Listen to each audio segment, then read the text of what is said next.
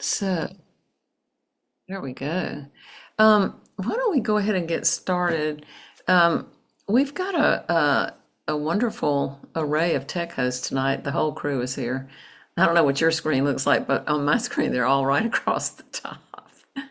So I don't know which one of you wants to talk about the recording and that sort of thing, the community agreements. Oh, that's Julia.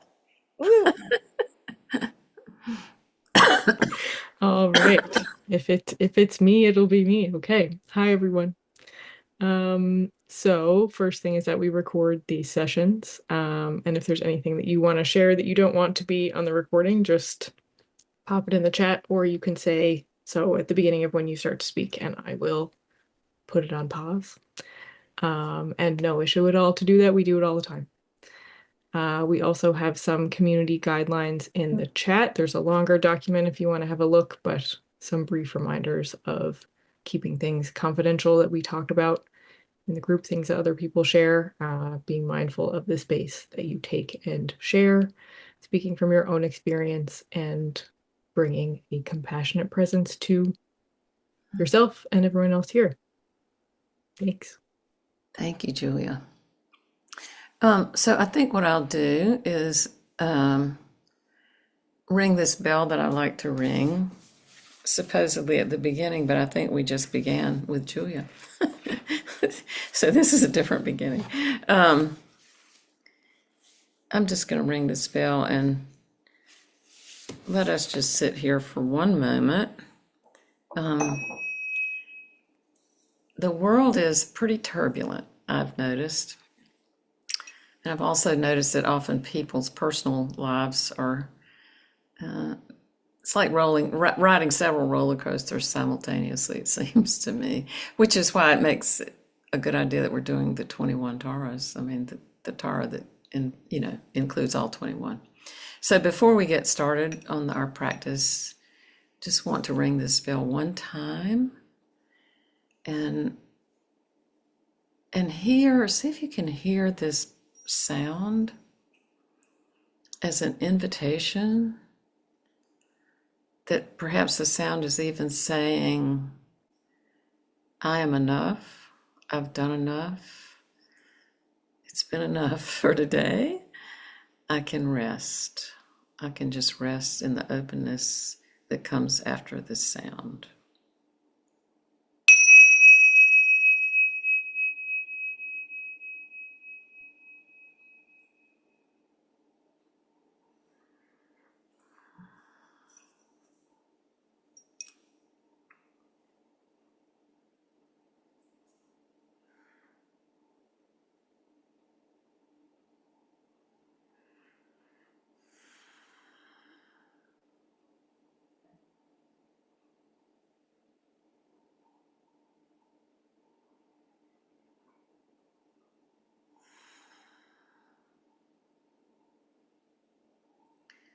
And so the openness that comes with silence can also feel vast and uncrowded. And that vast openness is also full of potential. And so tonight I want to invite you, I always like to invite you to feel the support of your chair and the ground and the earth and the sky and the space. And I don't know, for me, it feels like very supportive to open my eyes and look at everybody's picture. And while you're tuning into that level of support, invite a prayer to arise in that space in your heart. And, we're all the time, I think a lot of us are all the time praying for all kinds of people. I would like to see if you can imagine a prayer in this moment that you have for yourself. Is there some kind of deep need or simple need or any part of you that really needs gentle, tender, loving attention? See if there's anything you want to ask for. Ask all the 21 Taros for and the teachers before we get started. And maybe even if you have a piece of paper, write it down and see if anything shows up. See if anything shows up at the end of the practice, but also see what shows up during the month, where you're just being given full permission to look tenderly inside yourself and see, what is it that I need? What needs tending? By the Divine Mother or the Mother of the Universe, however you want to see it, or Tara.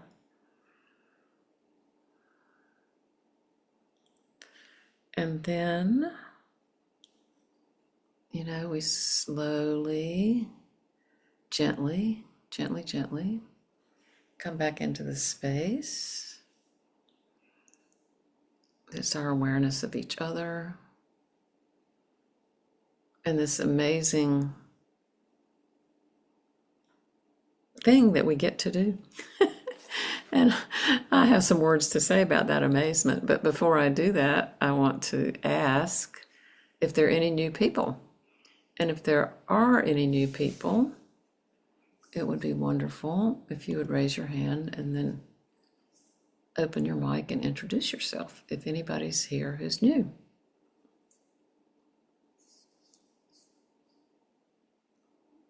Michelle. Yeah, I almost don't feel new because I've been watching the recordings online. But yeah, I'm Michelle, and I'm really grateful that this group exists. And thank you, Rachel, for inviting us here and hosting. And I'm really happy to be here. And where are you? Where are you? I'm in Michigan, so the west side of Michigan by Lake Michigan. Okay. All right. Well, welcome. We're glad you're here. Thank you. And hope this won't be the only time you come. Yeah.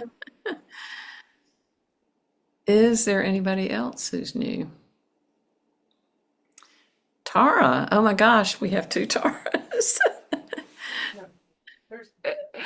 Hi, my name is Tara, and I'm out of Las Vegas, and um, recently found your book and thoroughly enjoyed that, and then found you online and found these sessions. So I thought it was started at 5, so I'm still at work, and I'm like, oh gosh, but I at least wanted to kind of join in. So I apologize if I can't be fully present, but I am here because I was really dying to check it out, and I actually just got timing was kind of synchronistic. I just got the tarot cards in the mail today, so I'm really Oh, that's great. excited. Yeah. And yeah, I have been just learning about the Green Terra for a few years and just kind of dabbling. So I'm really excited to have found a community around meditating and studying with her. So thank you for doing this. That's great. And tell me again where you are. Las Vegas. Okay. Um, well, I think you're the home of the Golden Knights, right? The hockey Yes. team. Yeah. And do you know I'm in Raleigh, which I'm in the home of the Hurricanes. So, sorry. So Anyway, Uh, uh, that's yeah, quite. I'm not a huge pro sports fan, so Yeah. I'm like, okay, that's cool. But I'm like, I like when it comes time to the big, I'm like, who's playing who? I don't. I know. Okay, yay, go team, go! I don't know which team I'm rooting for, but let's go. Well, it's yeah, it's kind of fun. I've never been a big pro sports fan myself either, but I have to say I was very excited that they won. And also, I won't say much anymore about this, but our governor, Roy Cooper, he has been our governor. He's running for Senate now. Is a big hockey fan, and he's been that way for 20 plus years, which means that'll give him an up in the election because Uh, if he yeah. wins, he'll be the first Democrat to become a senator from North Carolina in, I don't know, a very long time. So there's lots of reasons I'm glad they won. But anyway, welcome, Tara. It's wonderful. Thank you. I'm glad you're here. That's great. Thank you for introducing yourself. Anybody else who's new that wants to say hello? Okay. Seems like that could be it. Correct me if I'm wrong. Just jump in. Um, and then another thing we like to do always at the beginning is to get Monica Schultz to tell you about the listserv. Hi, everybody. I'm Monica, the manager of the email contact list, which, well, it's for specifically for this 21 Tara practice group, and it enables Rachel to be in touch with the group between our monthly sessions whenever she has something to share. So, most everybody here is already on the contact list, but if any of the new people visiting us for the evening would like to join the contact list, Mary has kindly put my email address in the chat. So feel free to send me an email, and I will email you back to let you know that you are confirmed. So have a good evening, everybody. Thanks, Monica. So, one thing I wanted to do tonight, which we haven't done frequently in the past, or I don't know that we've ever really done it, but I want to mention someone who's died and kind of have some things, a couple of people who are in very difficult states. And Julia has lost someone recently, and she wants to come on and tell us about that. And I think I'll talk about the one person who's pretty well known, Robert Thurman, the great Buddhist scholar. Yeah. So I don't know his cause of death. I just learned from Allison. Actually, Allison sent me the thing from Instagram that he had died. He was 85. And I was just shocked, you know, it's just like, what? How could Howard Thurman, not Howard Thurman, but Robert Thurman not be here? So he had a heart attack. Oh, thank you, Inez. So I just want to mention him. And as I said to Allison, if anybody's going to have a good rebirth, it's going to be Robert Thurman. He just did so much for Tibetan Buddhism. So I wanted to mention him. And then Julia, why don't you tell us about your aunt, and then I'll say a couple of things and we'll move on. Sure. Yeah. So my aunt Noreen passed away 2 days ago. It's like, you know, the way it is, time feels funny. I'm like, I can't believe it's 2 days ago. But she was, I mean, I wanted to speak about her tonight because it's been a huge loss for me. We were really close. But also because she is one of the people I've known in my life who I think embodied the spirit of Tara like so much. She's just like the most compassionate and giving and selfless person, especially for children, for her children and her grandchildren and all of us who were, you know, she was kind of like the matriarch on my dad's side of the family. And yeah, just like felt whatever any of us or anyone in the world was going through, like felt that so deeply. Someone was telling a story yesterday, one of her sons, I guess her daughter-in-law was telling a story about when my cousin was getting her wisdom teeth out, and my aunt was just crying at the thought that she, you know, wisdom teeth pretty routine thing, but she just the idea that somebody that she loved was going to have to go through pain was just moving to her. Anything like that, you know, she just had like the most genuine open heart for whatever anybody was going through. And was also like very, very funny and like you know, a really light person. She took it on, but you know, made a lot of humor out of it.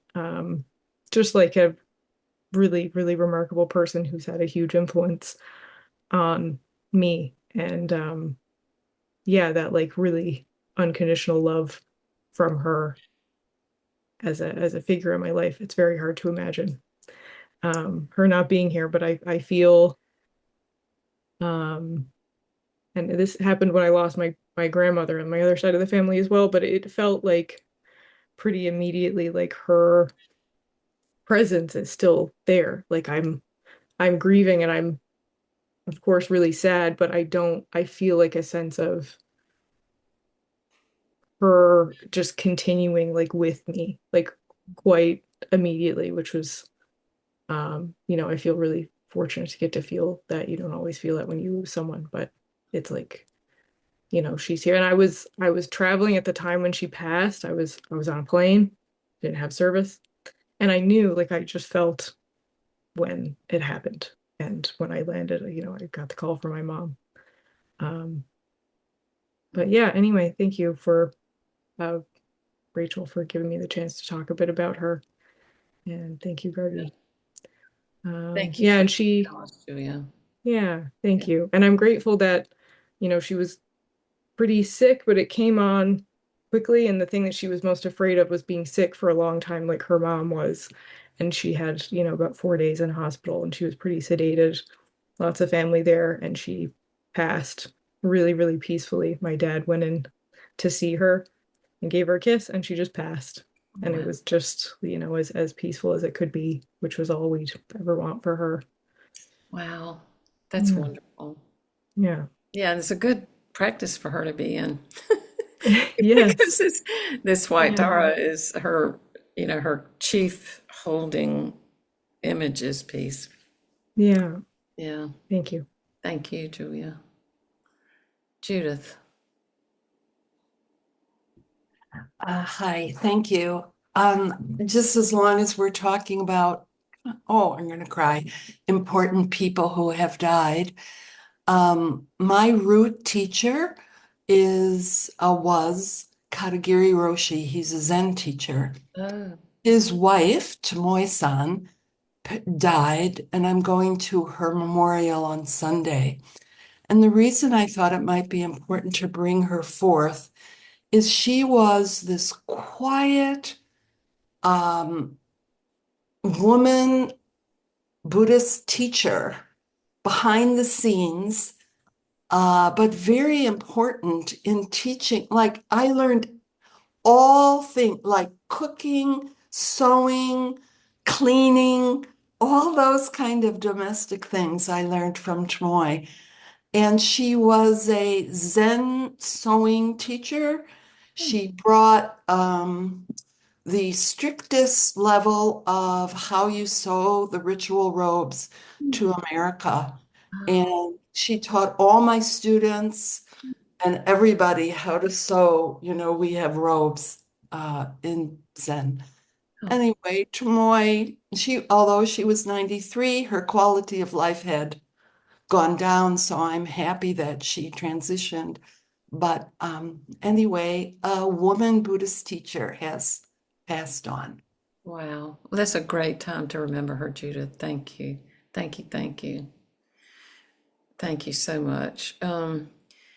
Yeah, the one person I wanted to mention is somebody that I met many months ago, and I met her because of the Zen Peacemaker Society. So I did a program on Howard Thurman and Reb Solomon for the Zen Peacemaker Society a long time ago. And she saw that and she contacted me and said, I want to talk to you about how it is that these different worlds come together. And that was because she is Jewish and she lives in Vienna and she's the daughter of a Holocaust survivor. I mean, her mother's no longer alive. And her grandmother was murdered in the camps and her mother survived them. So we've been having conversations about many, many different things related to all that. And then 3 weeks ago, her name is Nicole Eibel Muesli, and she found out that her daughter, Amy Lee, has an aggressive brain tumor, and she's only 24. And as far as I know, Nicole doesn't have a spiritual practice, but I can't help myself. I just said, whenever I'm in a group of people that I can offer prayers for Emily and your family, I would like to do that. And she told her daughter, and her daughter said, please tell her. I said, thank you. So I think I just am so grateful that we have a place. I'm so grateful we have a place that we can bring these kinds of things to. And I also just want to invite people to, we probably should, I'm sorry, we should probably get going because it'll take us a little while to do our practice tonight. It is a wonderful practice though. But I really want to invite anyone who wants to make a prayer request for anyone, including yourself, to put it in the chat and let that energy just be in there in our practice tonight. So I want to say a few things about this white Tara, and then we talked about this last month, that what we're going to do is kind of like gently and not in a rush, but we are going to go through all 21, one after the other, after the other, after the other. And then after we do that, I think we might maybe do a shortened version of the sadhana of white Tara so that we can get a really good feeling for what she's like, and what it's like to do her practice. So we'll see how that goes. It's going to be a little bit of an ad lib trying to do both. So I want to say that I was looking at some teachings from Zaze Rinpoche, who is also a Gelug, highly esteemed teacher, wonderful teacher. And several years ago, he offered a teaching on the 21 Taras from the lineage of Surya Gupta. And what he said about this Tara is that she is a lot like Prajna Paramita. She's beyond the beyond the beyond, and beyond all concepts, and that she holds everything. And this is where, again, if you've got a piece of paper and something to write on, he said she helps you accomplish everything you need. And I thought it was interesting he used the word need, which is why I want to invite you all to think about what you need. And that could be spiritual needs, but it can be other needs. And he said, it's the complete realization of all 21 Taras together. So doing the practice kind of helps with whatever I may have missed going through all the rest of them one by one. And I love that idea. I really love that idea. And the other thing, there's several things I wanted to say about this, but I think that I keep being really struck by the power of peace. So this 21, Tara number 21, the visualization involves seeing all the different lights, all the different colors, all the different qualities streaming out of her. And yet the light body she appears in is white. And so she has this very peaceful expression. So that the idea that all these qualities, the ability to pacify and control and destroy and life increasing and all of that, the basis of that is peace. And I think to contemplate that is to me, it's a little bit miraculous. And it really suggests that, being able to access a peaceful state, which we can't always, especially right now, is such a treasure. It's just such a treasure. And that, like the loving kindness, for instance, may you be peaceful and at ease is one of the lines of the loving kindness meditation. I think that it's just impossible for me to express in words what I think it means, that her great power is peace. That's not how the world seems to operate, or it's not how the world seems to look like it's operating anything anyway. And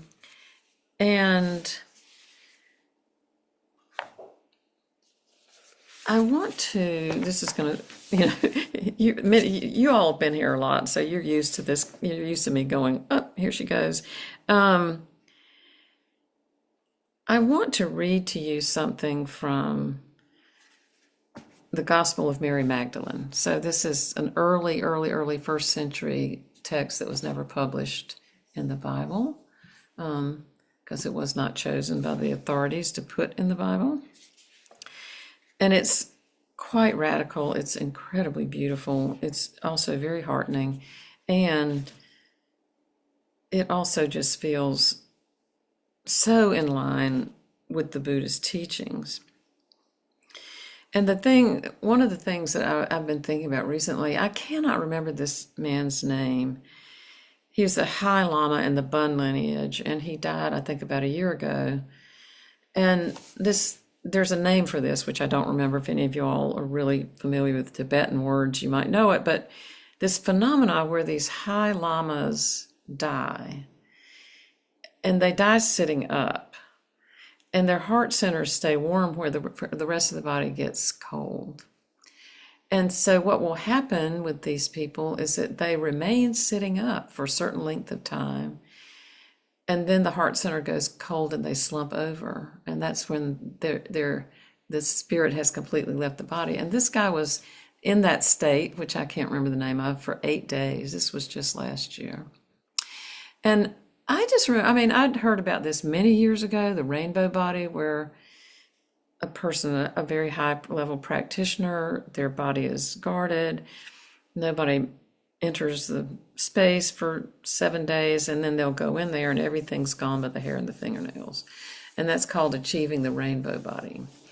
And because some of these things, like this fellow who died a year ago, several of these things actually happen in Western hospitals. So it's not like this is Tibetan lore, And so for me, it is a fantastic example of how one religious tradition, with its carefully guarded texts and transmissions and people passing things on, can illuminate another one. And so I never will forget the first time I started hearing about all this, I thought, well, this makes sense. This is how Jesus could appear to people in some way or other after he died. It doesn't seem even remotely impossible, right? And so there's a dialogue between Jesus and the disciples in the Gospel of Mary Magdalene. The thing is only like 11 pages long, I think, or something like that. And some of it got lost, but it was found, like all these things, in some cave somewhere. But I think it was written early in the first century. And this dialogue supposedly took place after Jesus had died and when he had reappeared. And so I imagine he had appeared in a subtle body. And so I won't read the whole thing. I'm just going to start here. He said, "It's for this reason I told you to find contentment at the level of the heart. And if you're discouraged, take heart in the presence of the image of your true nature." And then he said, and this supposedly is the last thing he said, "Peace be with you. May my peace reside within you.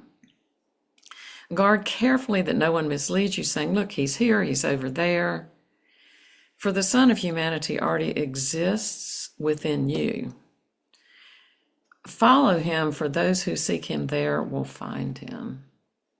So in other words, look inside to your own true nature.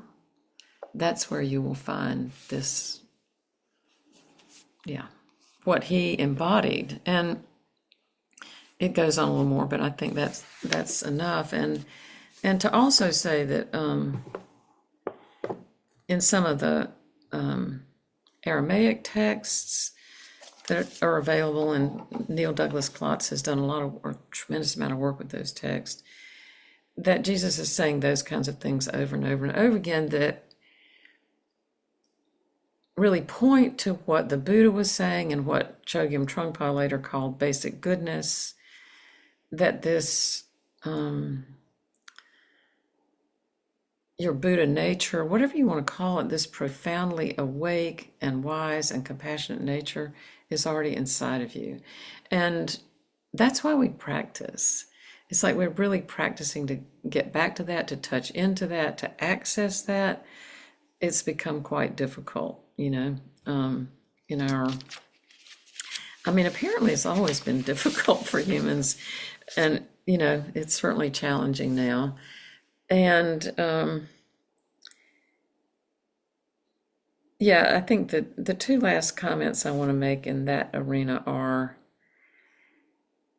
that human consciousness, if you think about it, and I would love for y'all to think about this along with me, is an absolute stunning miracle. Y'all have seen those pictures of, it's like first it's a fish, and then it's something crawling up on the land, and then it's like a chimpanzee, and then it stands up, and then it becomes, you've seen that, right? And where in that process did human consciousness arise? And where in the process of that arising did these ideas which we center in our teachings, how did they arise? This idea of compassion and the ability to move between different realms of consciousness. How did that even happen? It's pretty stunning to think about it. And again, I wish I was I wish I really knew more about quantum physics than I do, but I have taken a couple of courses with people like Matthew Fox and Brian Swim, and also Neil Douglas Klotz, where the Webb telescope, which goes back, you can see, all these things that have happened back 13 billion years ago, says that the pattern for human consciousness is visible or notable, or, you can be aware of that pattern that far back. Don't ask me how that works, but since I've heard it from more than one place, I'm going to assume that it's possible that this pattern that became human consciousness, that pattern was there from the beginning, and it evolved. And in these Aramaic teachings of Jesus, he actually says that specifically. He said, I was there from the very beginning, and so were you. And why I came is so that by looking at me, you could see yourself. So you can see this one human who's able to be integrated in multiple levels of being at the same time in a human form, and know that that's true of you also. So I think I just think it's a miracle when I think about it like that, and that in that all that patterning comes these great teachers trying to help us out a little bit, and in that package comes the Buddha, and then later comes Tantra, and then we have these Tara practices. And did any of y'all take the initiation Rinpoche did? I think it's only been a few months ago, the 21 Taras. So that in that teaching, he gave out this piece of paper, or the people did, the transmission lineage of the 21 Taras in the Atisha tradition, which is the tradition we practice in. And he compiled this list on information from several different lamas and teachers and Rinpoches and whatever. And so the first person in the lineage is Tara herself. The second person in the lineage is Atisha. And then there may be 28 more names. And then down at the bottom is, this thing about it could go this way or this way, but at the bottom of both of them is Lodrö Rinpoche. So it's like, just so you can see that, that whatever any of us think about all this, because we're Westerners, we weren't born with this, we didn't grow up with this. It's like, sometimes it's just hard to get your mind around it. But the thought that Lodrö Rinpoche could sit down and compile this lineage of teachers here are their names. And if it were not for all of them, we wouldn't be sitting here doing this practice. And the truth is, if people like us weren't sitting here doing this practice, then there wouldn't be people coming after us to do it too. So I just want to say, I think it's all a miracle. So, and even when I'm not feeling miraculous, it's good to remind myself that that it is miraculous. I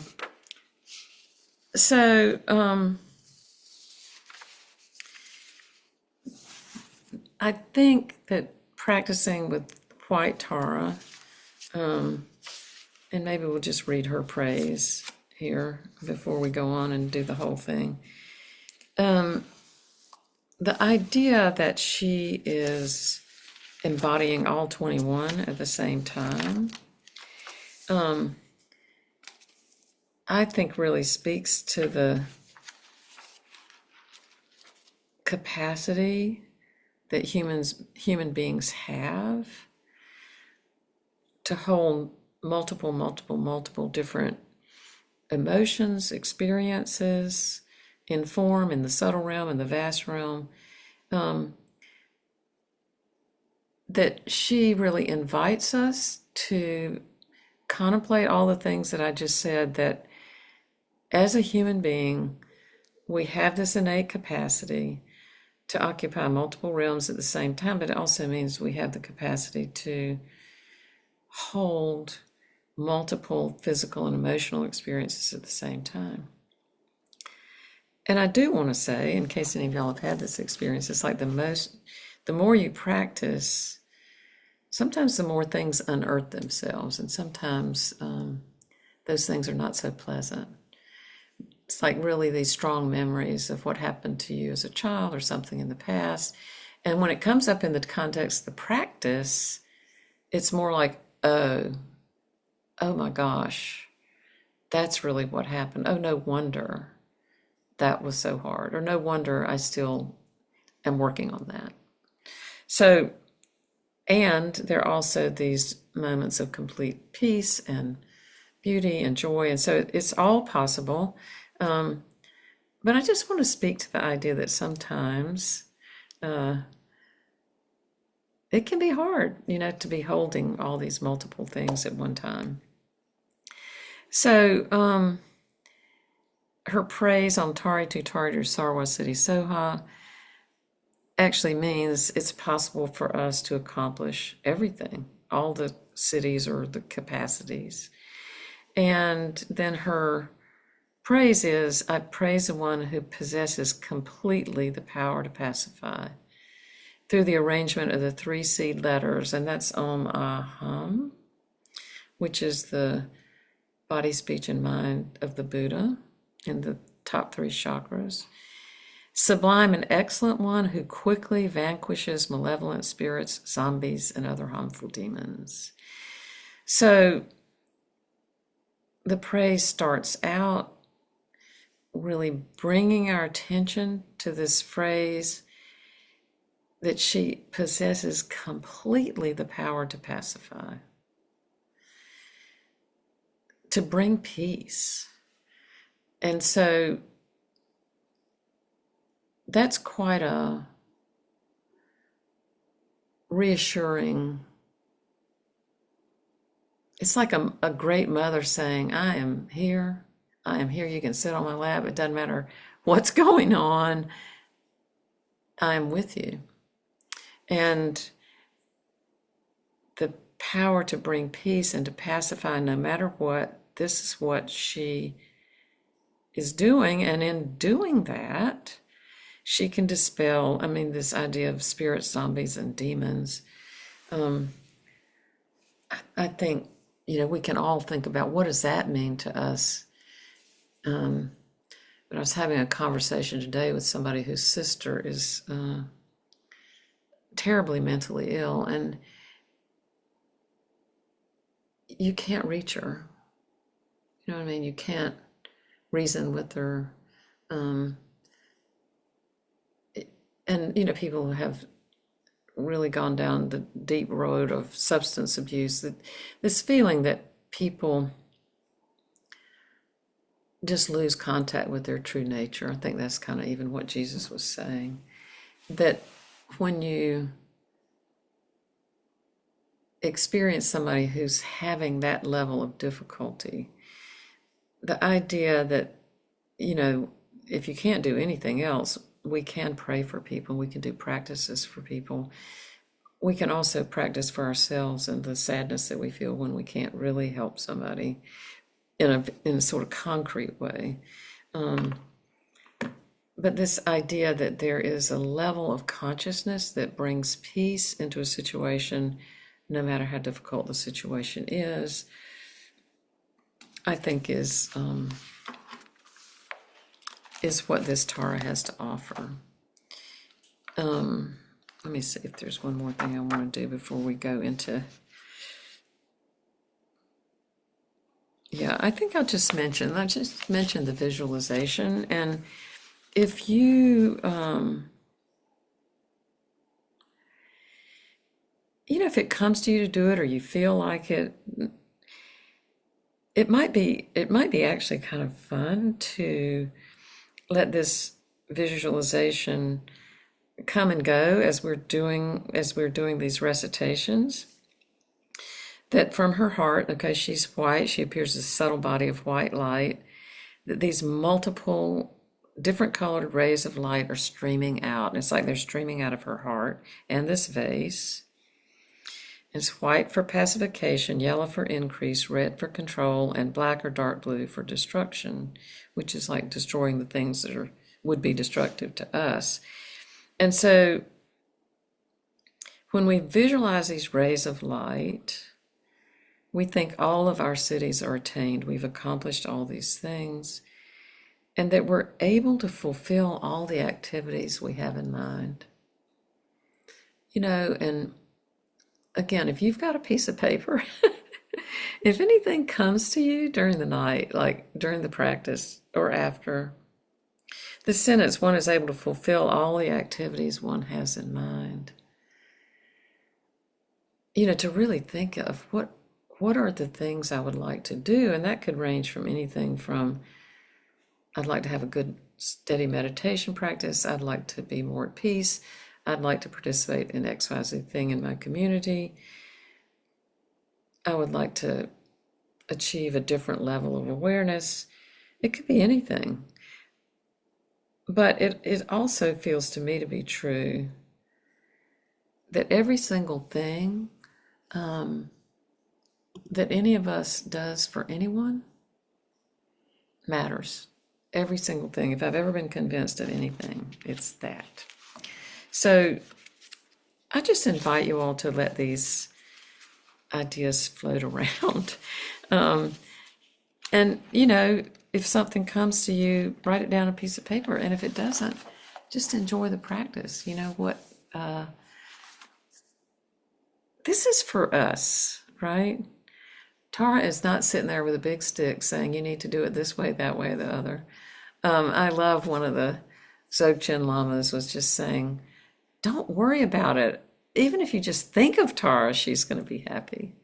And I just love that. It's like this very loving, accepting, non-judgmental mother energy. So I think what would be a good thing to do is to do our refuge prayers, generate the mind of enlightenment, recite the four immeasurables, and then we're just, like I said, we're going to go through all 21. We're going to read the praise once, and then recite the mantra 3 times, and then just rest for a few seconds in silence, just so that mantra has a chance to reverberate in space. And then we'll take a breath and go on to the next one.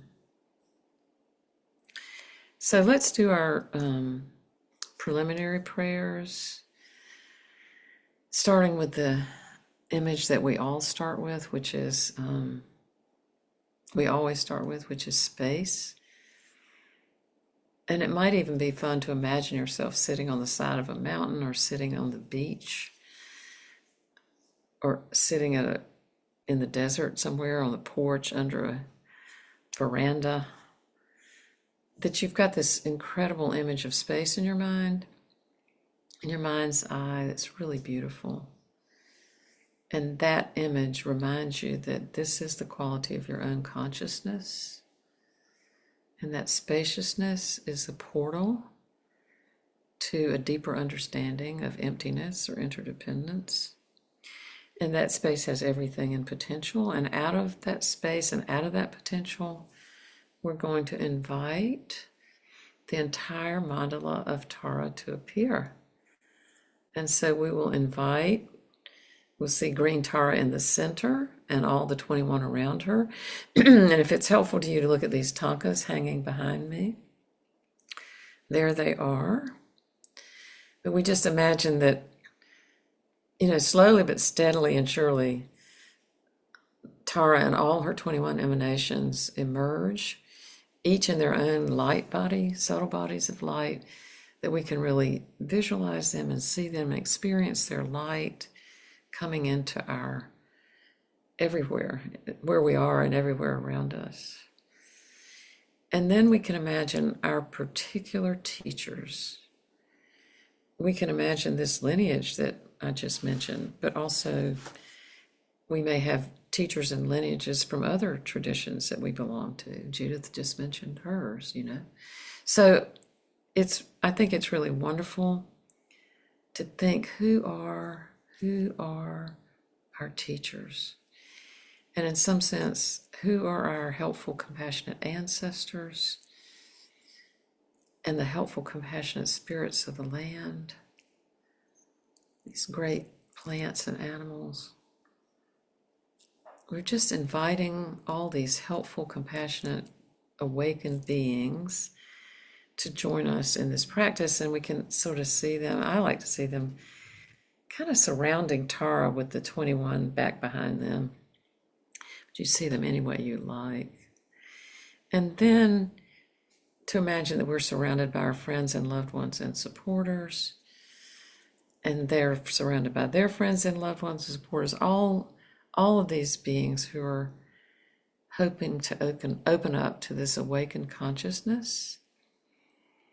And then with all of that in mind, in our eyesight, our mind's eye, that we take refuge in the awakened consciousness that the Buddha embodied, that Tara embodies, that's actually within us, that we're trying to get more fully in contact with, that we're taking refuge in this Buddha nature.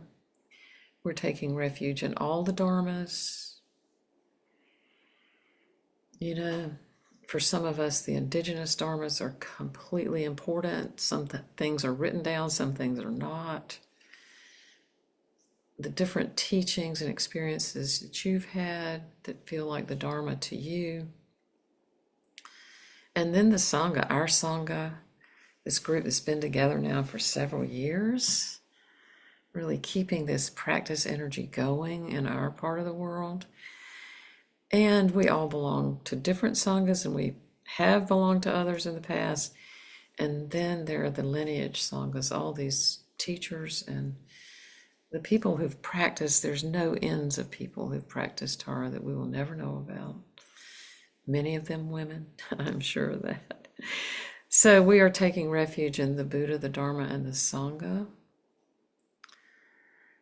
And we ask that through the power of giving or generosity and the other perfections, that we could wake up 100% in order to be of benefit to ourselves and to all living beings. And then we ask that all beings could experience happiness, the happiness of emptiness and interdependence, understanding that all beings could be free from sorrow and the causes of sorrow, that all beings might come to realize we can't actually be separated from the sacred happiness which is sorrowless, and that we might live in equanimity, free from attachment and aversion, that we might live believing in the equality of all that lives.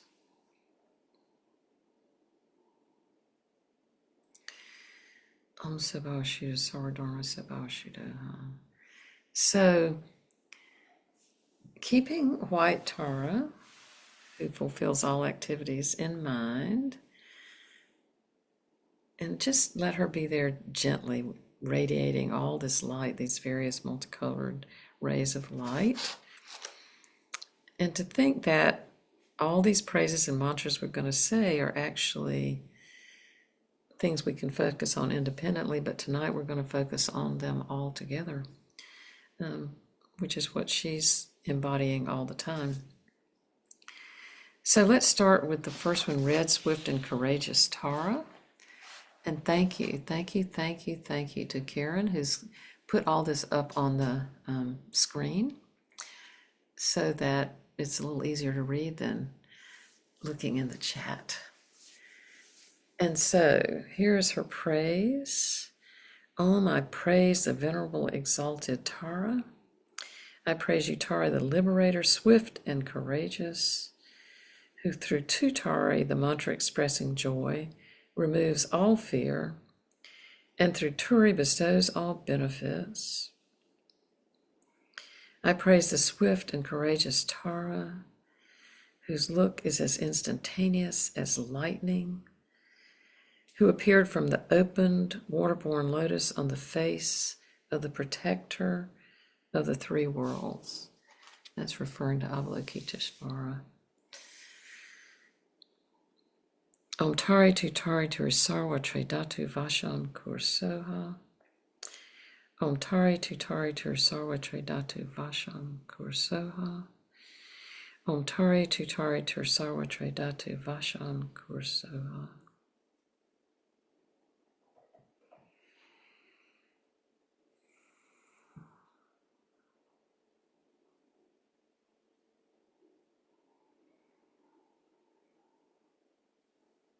The great white soothing Tara.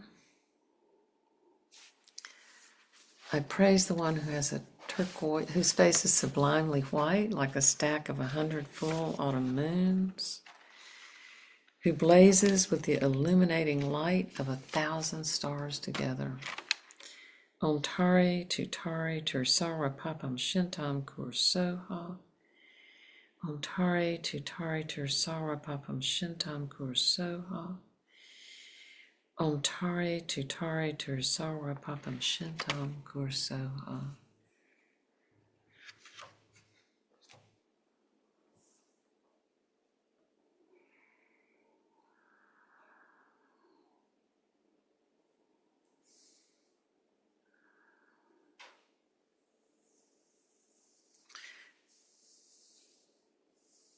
Golden Tara. I praise the one who has a turquoise and gold body and a hand perfectly adorned with the lotus, whose sphere of activity is generosity, diligence, austerity, peacefulness, patience, and meditation. Om Tari Tu Sarva Arya Punye Pushtam Kursoha. Om Tari Tu Sarva Arya Punye Pushtam Kursoha. Om Tari Tu Sarva Arya Punye Pushtam Kursoha. She's a life energy increasing Tara.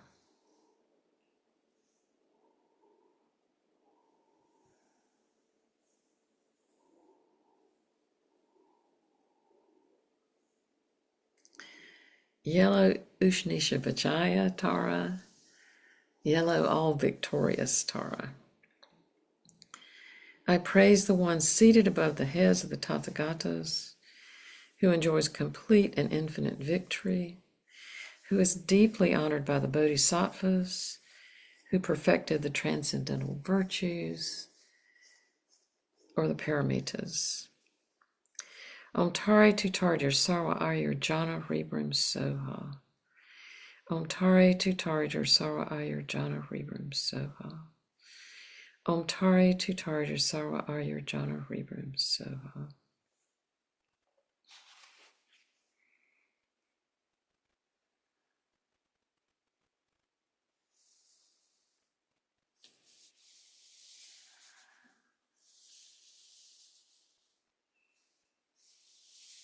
the red hum sounding Tara. I praise the one who fills the world of desire, the 10 directions in space with the mantra Tutari and the syllable hum, who trampling the 7 worlds with her feet has the power to summon them all. Om Tari Tutari Tur Amaka Arkashaya Hri Soha. Om Tari Tutari Tur Amaka Arkashaya Hri Soha. Om Tari Tutari Tur Amaka Arkashaya Hri Soha.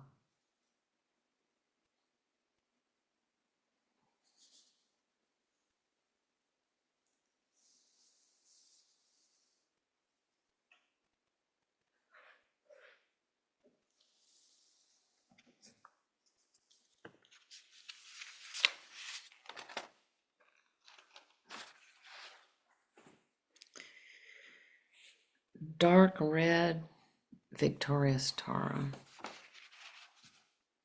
I praise the one to whom Indra, Agni, Vayu, and the other powerful ones make offerings, who is honored by demons, zombies, and other harmful spirits who bow down before her.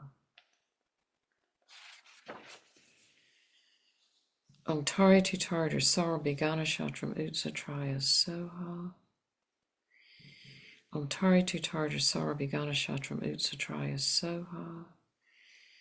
Om Tari Tutari Sara Bigana Shatram Utsatraya Soha.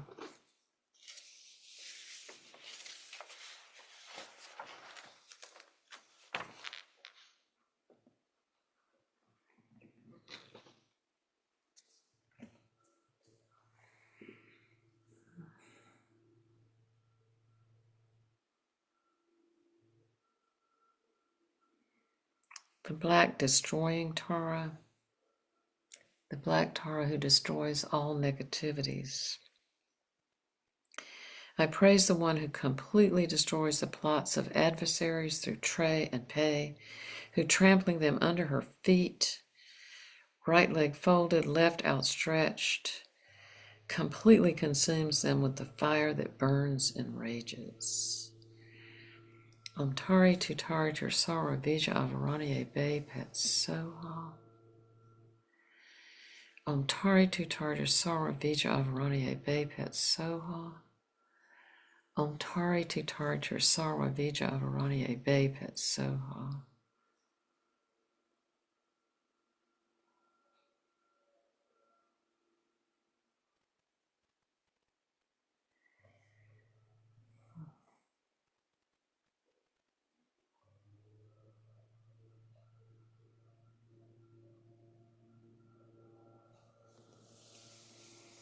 The dark red destroying Tara. I praise the one who triumphs over the most resistant demons through Turi and her terrifying aspect, whose lotus face, frowning angrily, slays all enemies of spiritual realization, the negative emotions and the obscurations of the mind without exception.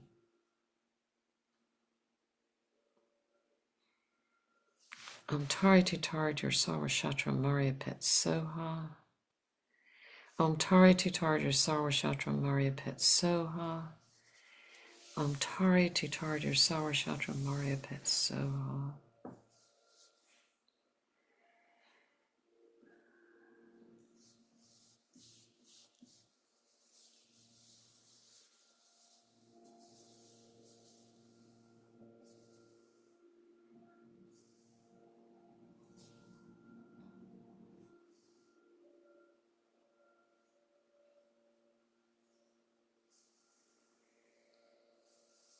The white protecting Tara. I praise the one whose fingers perfectly adorn her heart in the mudra of the 3 rare and sublime jewels, whose own light rays in the form of a wheel in her hand radiate in all directions. Om Tari Tutari Turi Mama Sarwa Upatawe Be Raksha Raksha Soha. Om Tari Tutari Turi Mama Sarwa Upatawe Be Raksha Raksha Soha. Om Tari Tutari Turamama Sarwa Upatawe Be Raksha Raksha Soha.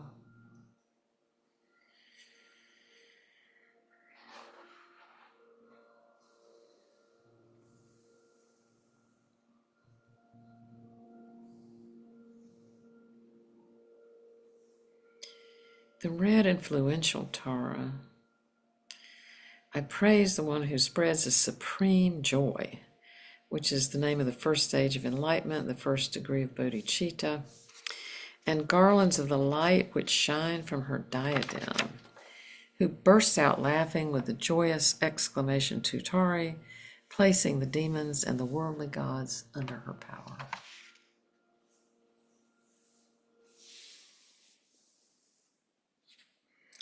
Om Tari Tutari Tur Saramara Gavasham Kursoha. Om Tari Tutari Tur Saramara Gavasham Kursoha. Om Tari Tutari Tur Saramara Gavasham Kursoha.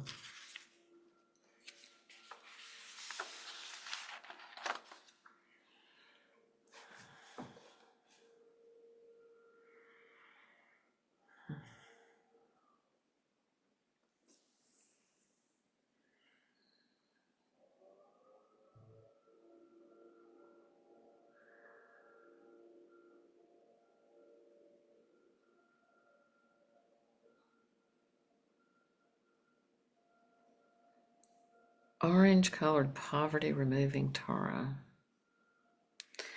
I praise the one who has the power to summon all the assemblies of the protectors of the world, who liberates all beings from destitution through the letter Hung, agitated by her wrathful frowning. Om Tari Tutari Tur Basadari Soha. Om Tari Tutari Tur Basadari Soha. Om Tari Tutari Tur Basadari Soha.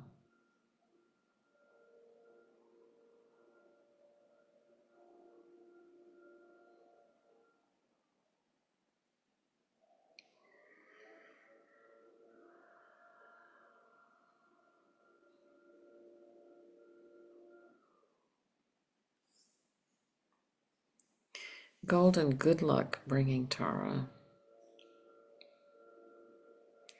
I praise the one whose crescent moon-shaped diadem and ornaments blaze, who shines with the flow of continual light streaming from Amitabha, who rests on top of her hair.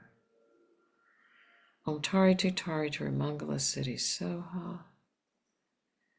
Om Tari Tutari Tur Mangala Siddhi Soha.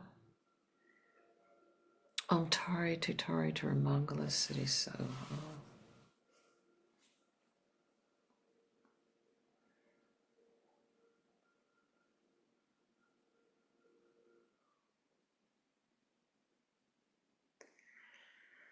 So I just want to say we're halfway through, and I would encourage you, if you feel prayers rising up just because of saying these words, make a little note if you've got that piece of paper and pen. And if not, just notice what prayers are rising up inside of you for yourself or anyone else as we listen and chant these praises and mantras. Red burning Tara. I praise the one abiding in the center of a garland, who blazes like the fire at the end of a kalpa, who right leg outstretched and left leg folded, completely destroys the enemies of those who rejoice in the turning of the wheel of Dharma. Om Tari Tutari Tur Svotraya Basmin Kur Soha. Om Tari Tutari Tur Svotraya Basmin Kur Soha. Om Tari Tutari Tur Svotraya Basmin Kur Soha.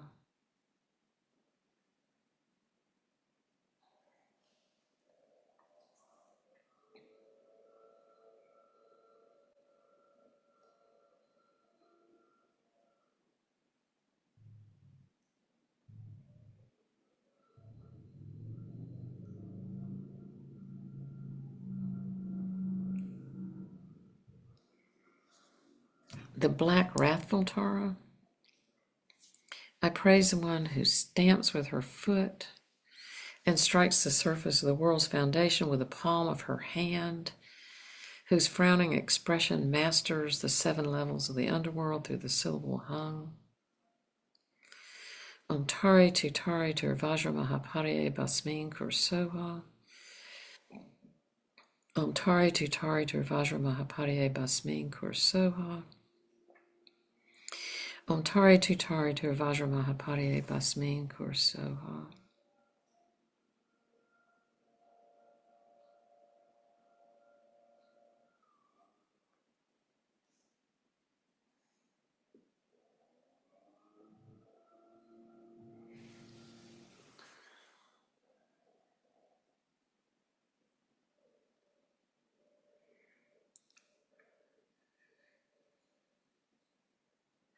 The white soothing Tara.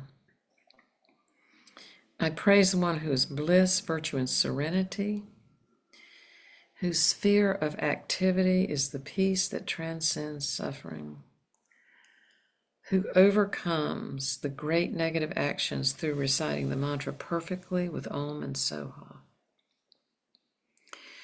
Om Tari Tu Tari Tur Sarvapapam Prashamaniye Soha.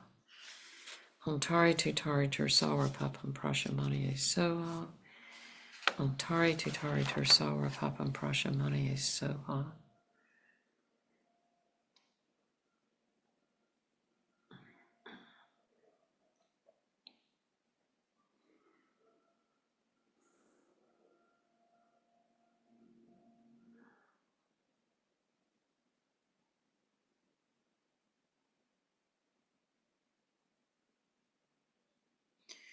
The red wisdom Tara. I praise the one who destroys the bodies of the enemies of those who rejoice in the turning of the wheel of Dharma, who liberates through the light radiating from the arrangement of the 10 syllables, the letter hung, and from the mantra of awareness. Om Tari Tu Tari Tur Sarva Dharma Prajapari Shodhye Soha. Om Tari Tu Tari Tur Sarva Dharma Prajapari Shodhye Soha. Om Tari Tu Tari Tur Sarva Dharma Prajapari Shodhye Soha.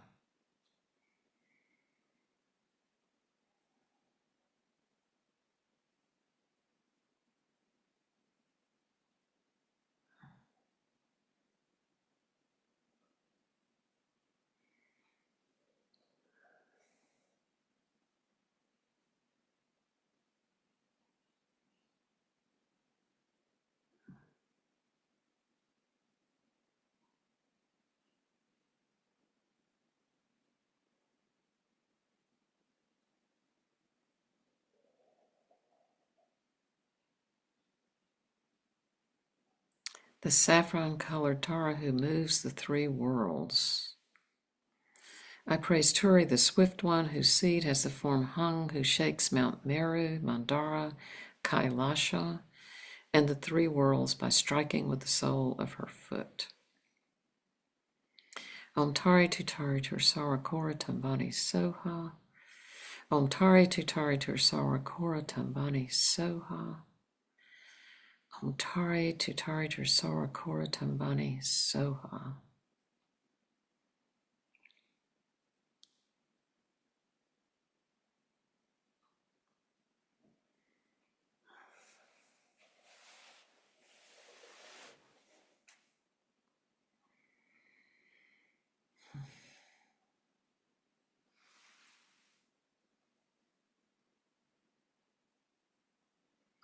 I praise the one, this is white poison removing Tara. I praise the one who holds the moon in her hand, like a god's lake marked with the symbol of the peaceful animal, who completely removes poisons and venoms through the recitation of Tara 2 times and through saying Pei. Om Tari Tu Tari Tur Sara Nagavisha Shintam Kur Soha. Om Tari Tu Tari Tur Sara Nagavisha Shintam Kur Soha. Om Tari Tu Tari Tur Sara Nagavisha Shintam Kur Soha.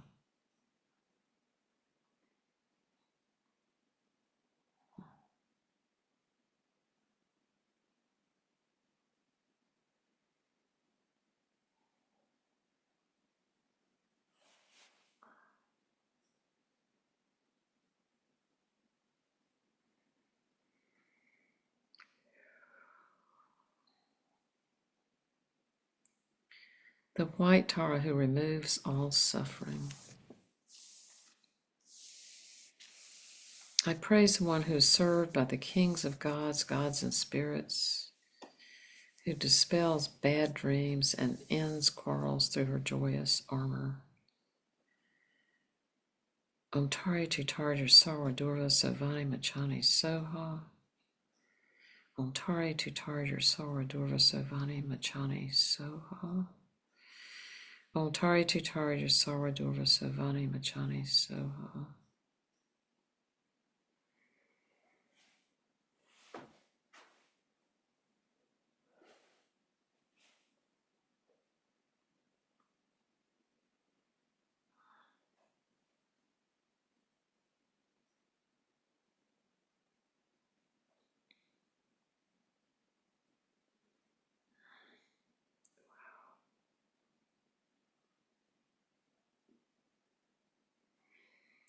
Orange colored Tara who protects from all illnesses. I praise the one who's radiant with the light of her two eyes, full like the sun and moon, who eliminates the fiercest epidemics by reciting Hara 2 times and Tutari. Om Tari Tutari Tursara Vijadi Zora Prashamaniye Soha. Om Tari Tutari Tursara Vijadi Zora Prashamaniye Soha. Om Tari Tutari Tursara Vijadi Zora Prashamaniye Soha.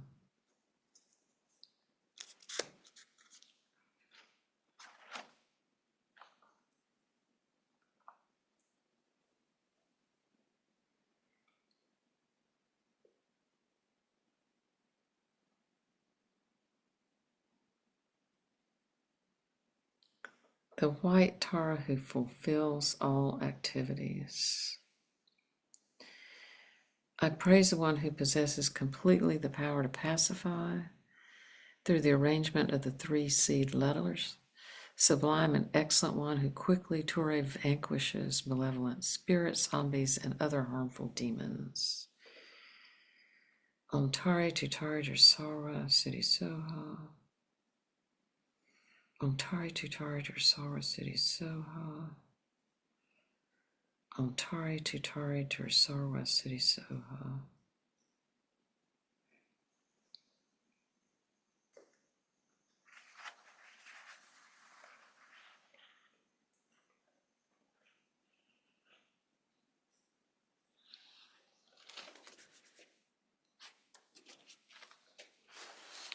So let's take a moment to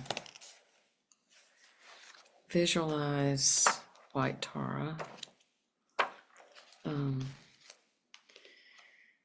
To imagine having recited all these mantras and praises, that we invite white Tara to come into the foreground. You can really see her and focus on her. You could also imagine, as you do that, making any kind of offerings to her that you would like to make. The normal, the traditional ones, flowers and incense and water and music and candles and all that. And also offer her the deep wishes of your heart.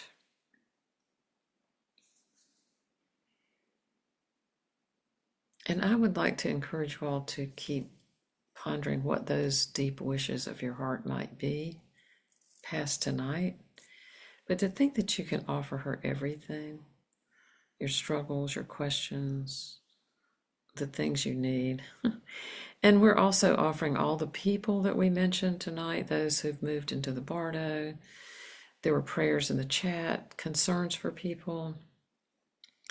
I wanted to mention, and I forgot to do this at the beginning, our friend Bill Storm asked me to put Mike Gregg, who's a really good friend of his, who's hospitalized with pre-leukemia and cardiac issues. And he asked me to put his friend Mike in the community practice. But in the most relaxed way, in the most just imagining that here's this beautiful, incredible female Buddha with all these capacities. These many colored rays of light are just streaming out of her heart. White for pacification, yellow for increase, red for control, and black for destruction, destroying things that are harmful to us. And as you see that, these beautiful multicolored rays of light are streaming out. Imagine that you can absorb all that into your body, that you can attain the cities that you hope to attain, you can fulfill all the activities that you want to do, and that we can also send all that light out into the world everywhere for all the people we have concerns about. So that we just take this one moment. And the other thing we're offering is we're offering our practice. We're offering to her 2 years of practice. Some of us more, but for now, this is the end of a 2-year cycle. Offering our practice, our love, our dedication to Tara, to the teachers, to the lineages, to each other. And so as we do that, we just offer that and we imagine her light just streaming out everywhere that it's needed. And also into us, I dare say, is also needed. And just take that in. And also, especially taking in just her own subtle body of white light. There's this big overarching offering of peace and stability and containment. And so having made those offerings and having received these blessings from her, these blessings of light, just see her recede back into the mandala.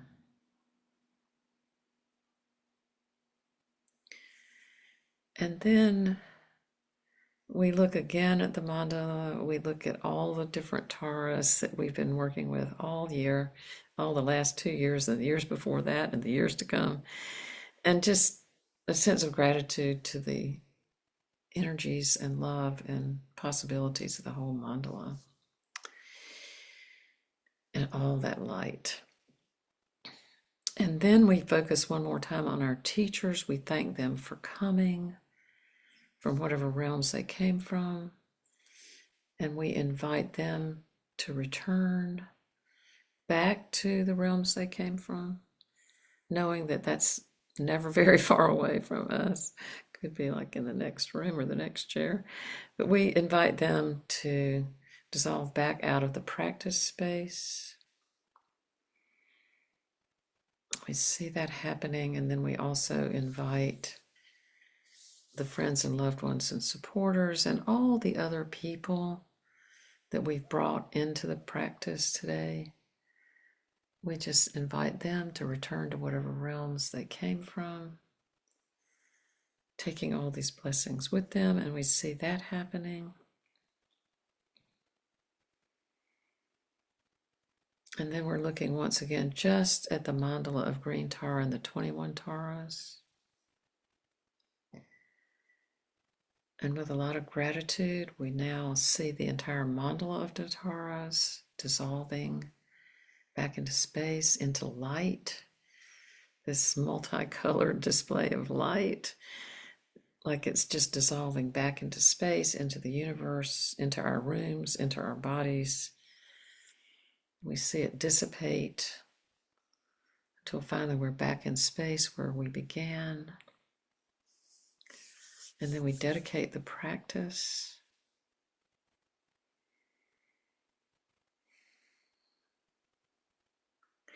And I'm going to say these very, very, very, very familiar words, which you've heard many, many times. I just also invite you, if there's any kind of, if you want to dedicate it to a person, to a place, something very personal to you, please remember to do that too. So we dedicate the practice. We dedicate this practice, the positive potential that's been generated by doing the practice,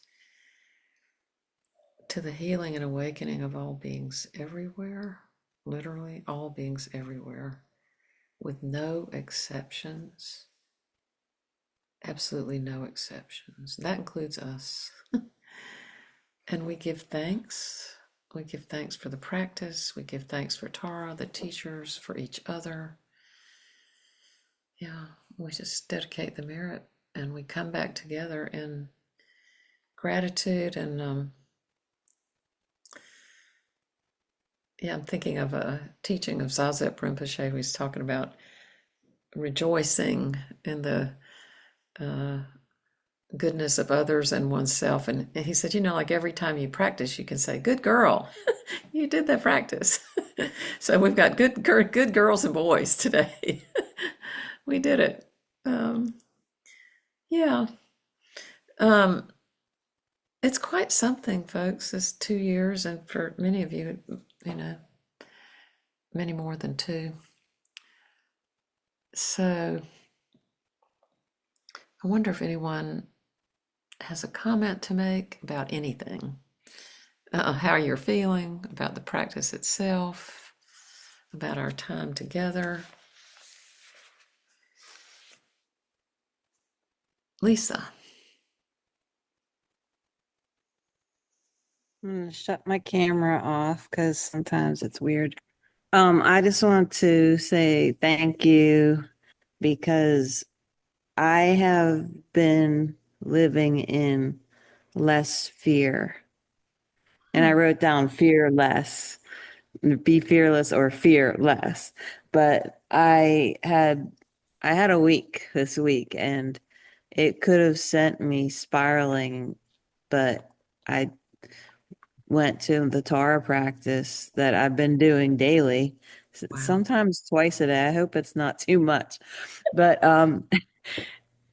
and it's really helped me, and I've seen a shift. And I just want to say thank you to everybody who is here and makes this happen. Thank you, Lisa. I think it is important because it really is everybody who makes this happen. I love to say that. You can't be a teacher if you don't have students. And you all feel more like colleagues than students, I have to confess. But, you don't have much of a situation if you don't have people showing up for it. So I just want to say thank you to all of you for coming so devotedly also. Yeah. Sarah. Well, I just want to say to everybody, you don't have to do it right for it to work. It doesn't, it's really beautiful to do the whole form and do the whole sadhana properly, but you can just call on Tara when you need to. That works too. I feel like I'm really kind of spasmodic in my practice these days. I do it. I always do it. But sometimes I'm just mumbling the mantra before I go to bed. So it still helps. Thank you. Sarah, I'm glad you mentioned that. It's really like I was mentioning earlier from the Dzogchen Lamas, saying essentially the same thing. And I really, I think not everybody, but many people go through a phase where they feel like they've got to get it right. And if they don't, then something's not going to work or whatever. And I just feel like that's not it. That's really not it. Yeah. Yeah, and the visualization. Don't get your knickers in a twist about the visualization, right? Some people can do it. Sometimes I just think about the color. Yeah. Remember that lady that made the pictures of all the different colors? That was fantastic. Oh, yeah. And Betsy, and I don't think she's here tonight, and I can't remember why. She sent me a note. Oh, she's got 12 family members in town. That's why. Anyway, I think she is working on a proposal to get that exhibited. And yeah. Yeah. Good. So, Sarah, I hope you notice in the chat people are thanking you for saying what you said. It's such a Western thing, getting it right. Yep. Yeah. So thank you. Trisha.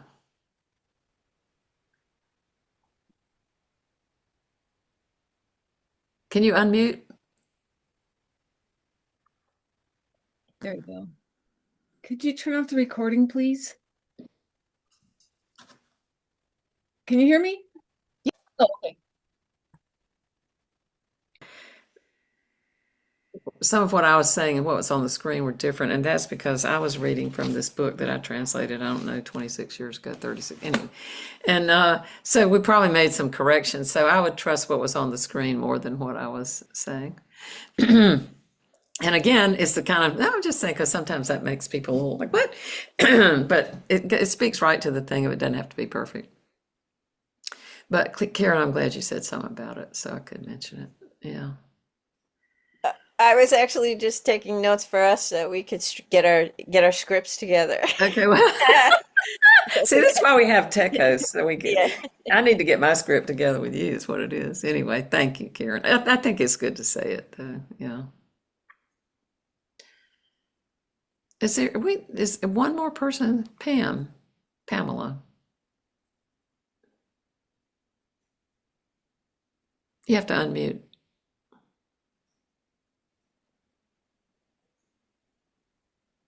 I'm sorry. I would appreciate guidance around the nature of the exchange of the traits of the Tara and those that are within me. So by this, I mean that I feel like all the parts of the Tara are within me. They're just not accessible and they're not useful because I don't realize them in their potential. I don't trust them. I don't find them easily. So when I'm doing the praise, I'm simultaneously trying to absorb Tara, to absorb that particular image and all that that brings to me.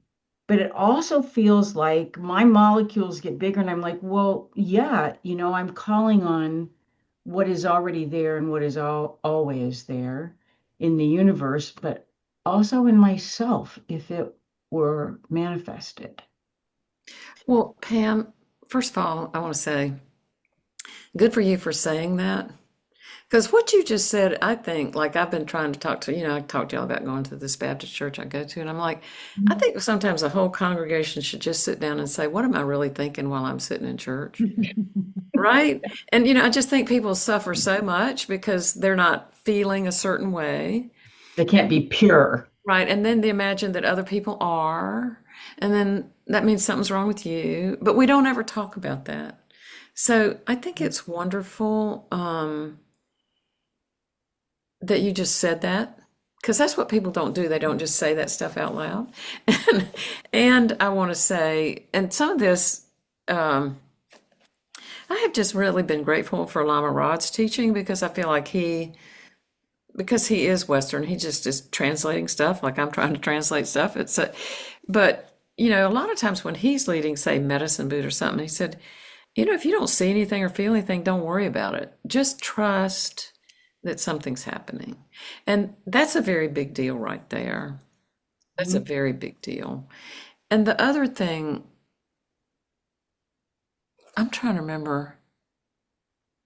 Yeah, I think he said this, but I remember once asking, because most of us don't have this initiation, and most of us don't do practices where we actually generate ourselves as Tara as opposed to seeing her in front of us. And so I was asking, AC/DC. It's a current. But I was asking Rinpoche, well, what should I do, blah, blah. And he said, and then I'll just say what Lama Rod said. It's like, this makes so much sense to me. It's like we're in a form body. We are in a form body. And we're visualizing a being in a subtle body. And so right there, you've got two levels of existence happening at the same time. Whether you feel this, that, or the other, it's happening, period. Because you're in a form body, you can't deny that, or we wouldn't be talking to each other. And you're visualizing this awakened energy in a subtle body. And all of that's happening in the vastness of space, which is formlessness. So I think it's helpful. This all fits in with some of my Jungian background and all this stuff. It's like we're not trying to displace anything like the ego. We're not trying to displace anything. We're not trying to have anything supersede anything. It's like we're trying to have everything be coexisting simultaneously. And that's tricky. It's actually tricky. But that's what this practice offers us, is literally practice in doing that. And I think it helps me to realize that I'm not trying to transcend the form body. I'm not trying to get rid of anything. And I'm inviting this imagery, this light, these mantras, these subtle frequencies. I'm like purposefully inviting a relationship with those frequencies simultaneously. And I think you just got to do it. I mean, I hope what I'm saying makes some amount of sense. Well, it does to me, in that oftentimes in the praise and the practice, in just walking around thinking and noticing stuff, I realize that pieces of what I'm praising, oh, that isn't going to come out right. There are factors in the praising that are within me, but I didn't see them until I went to do the praising. It feels like a current as Yeah. much, Yeah. as it is something, the interior and the exterior. Yeah, it's a frequency. Sometimes get really floaty. Well, that's when you wiggle your butt in the chair. Thank you for the question, Pam. It was a great question. I just love it. Everybody's still here. Y'all are great. Y'all are hanging in there. Allison has got a hand up. Hi. I just want to say that, first of all, I just want to thank you, Rachel, for, I think we've been doing this, if I'm not mistaken, since like possibly the fall of 2020. Mm. And I just want to say thank you for continuing to show up here and lead these important practices and all the teachings that you've offered over the years, not only in this space, but many spaces. So thank you. You're welcome. Many of us found our way to Tara practice through you and to Rinpoche. Mhm. And for that, I'll be eternally grateful. The thing I wanted to share that I think has really been very true for me, and that is something we do at the beginning of the practice every time we do practice, is this process of setting the intention for our practice. And in my experience as a Reiki practitioner, one thing I know is that intention drives energy. Mhm.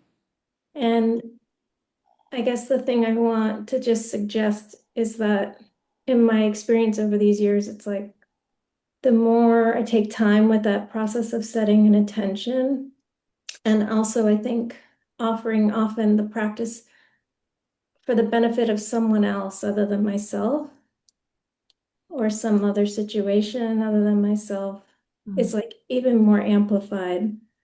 The practice seems more powerful. And so I don't know, that's the thing that I wanted to share. And again, just gratitude for you, Rachel. Thank you. Allison, thank you so much. And I really do appreciate that. And I feel like for me, I was saying about this before we got together tonight. prayer has really been problematic for me, I think, my whole life because, anybody who's read my book knows, when I was 13, my brother died, and there was all this praying, of course, that he would not die. And the family had this kind of basic Christian, if you're good and you do all the good things and bad things don't happen to you. I mean, that's sort of the container I was in. So this idea of praying for something, I realize, can be pretty scary.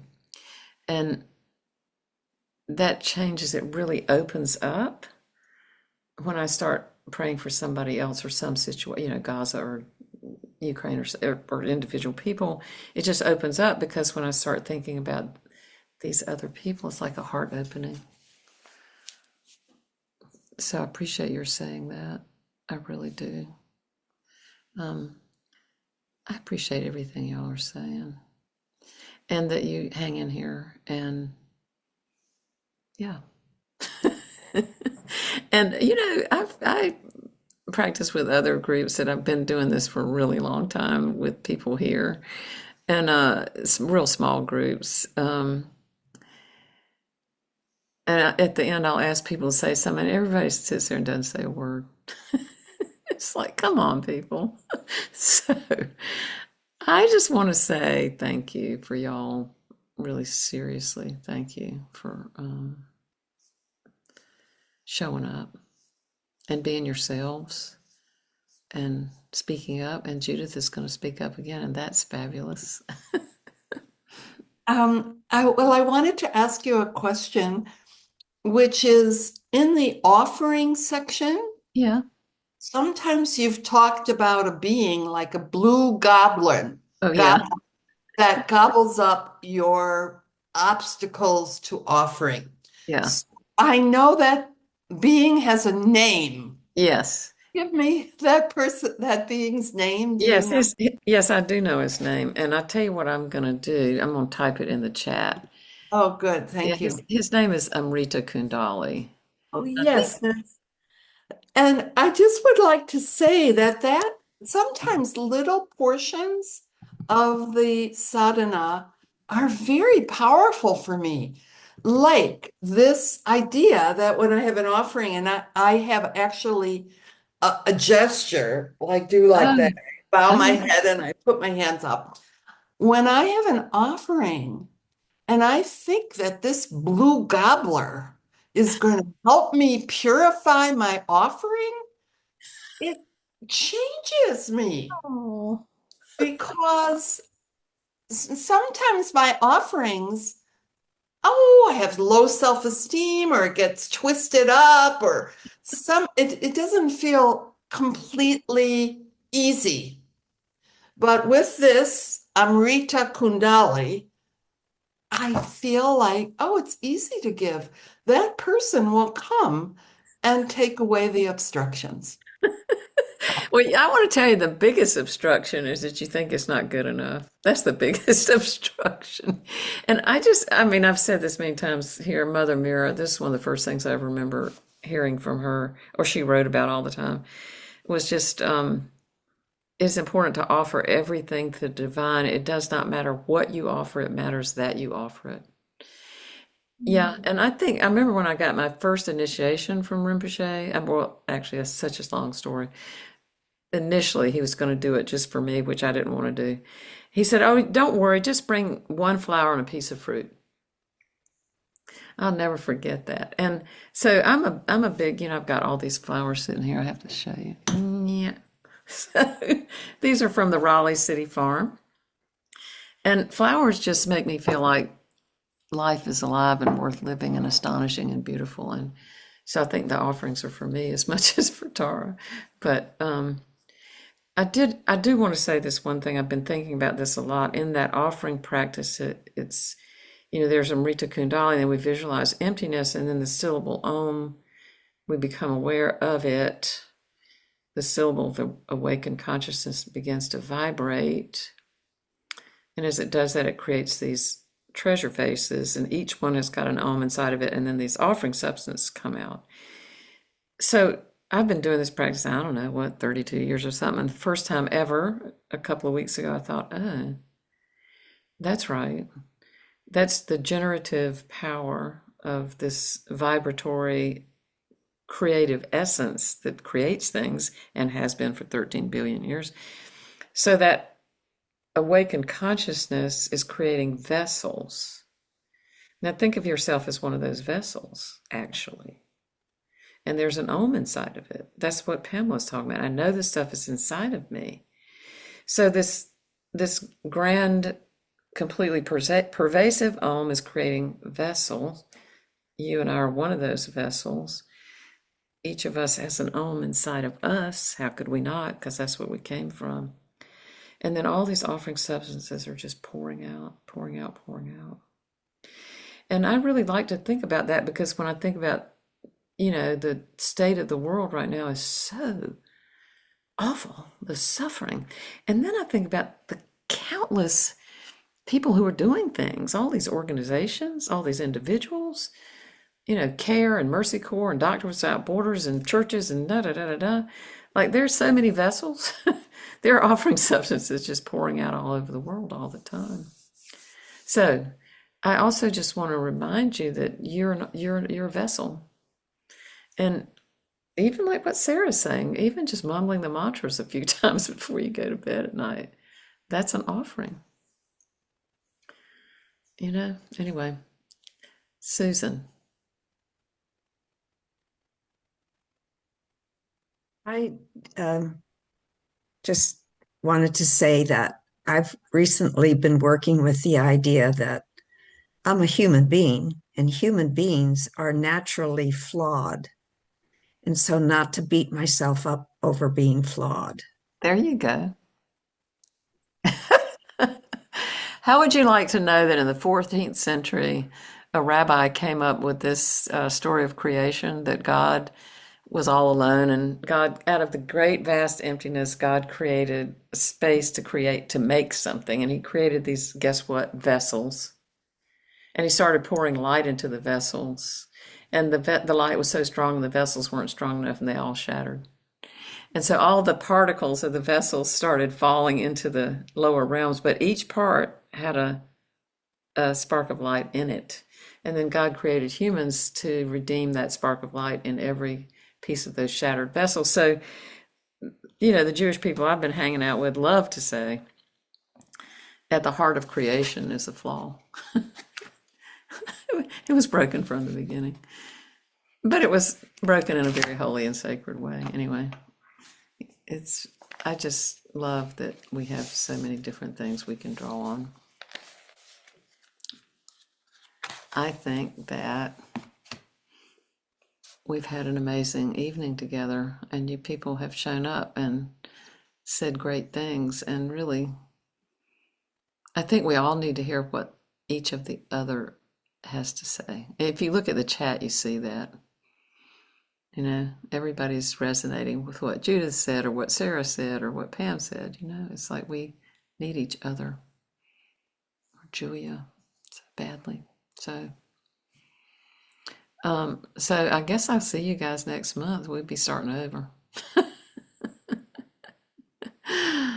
Why not? What are you going to do? I mean, seriously. The main thing is, are we going to be able to just hang on to our tech hosts for another year? Because we can't do it without them. There's that. And that's the truth. All righty. Be well, everybody. Take care. You can open up your mics and say good night. Good night. Good night. Good night. Night all.